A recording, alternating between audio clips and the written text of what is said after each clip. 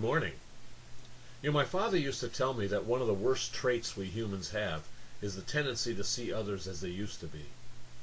He meant that we tend to forget we human beings are dynamic creatures, and that we grow and mature not just physically, but mentally, emotionally, and spiritually as well.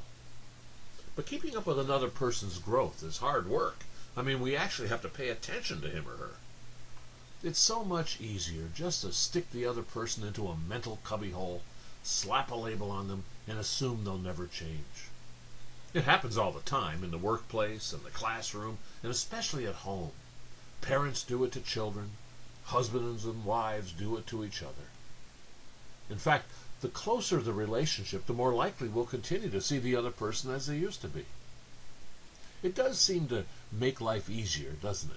Even though it ends up damaging or even destroying relationships. Anyway, I couldn't help thinking of this when I read today's gospel passage from Mark last night.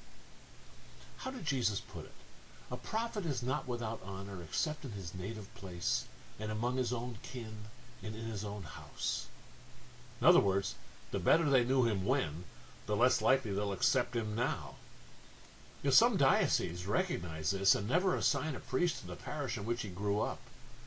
I suppose it's probably a good rule. Imagine going to confession to a priest you remember best as a kid who was always getting into trouble. Now, I'm pretty sure Jesus didn't get into trouble as a child. Well, other than that little incident on the family trip to Jerusalem. But the cause of the problem in today's gospel is pretty evident. Jesus goes home and begins to teach in the synagogue in Nazareth. Those who heard him were astonished. How did he get so smart, they asked themselves. They've heard all about the miracles. They've heard about the healings, the exorcisms, all the wondrous things he's done throughout Galilee. But they don't recognize the blessings they've received, how privileged they are to witness God's work right in their midst. Instead, they slip into envy, for that's what it is, pure and simple. Why, he's just a carpenter. We know him and his family. Yes, they were conflicted. For Jesus spoke with power and wisdom, and they were drawn to his words as to water in the desert. But instead of responding in faith, they succumbed to doubt, and doubt just sucked them dry. After all, he's one of us, a simple man. His family lives up the road. Has he forgotten where he comes from?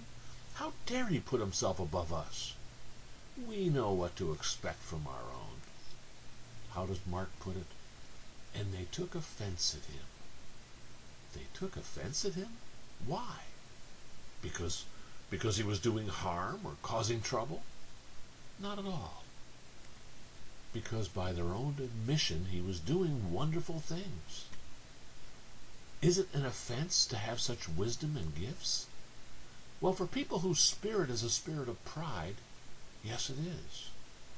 Their envy is proof that they saw his gifts only as his, even though he used them unselfishly for others. You see, all of Jesus' gifts are for others, for us. How did he say it? Everything I have heard from my Father, I have made known to you. Just as every gift we receive is for the whole church, not just for ourselves.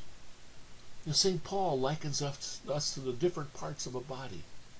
When one part suffers, all of them suffer. And when one receives honor, all rejoice together. Oh, if we were only like that.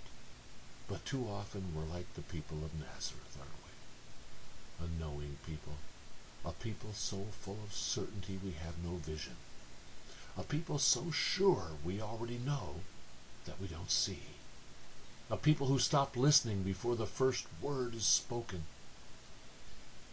If we let it, brothers and sisters, faith can easily become nothing more than a curious phenomenon, something to read about in 2,000-year-old gospel texts.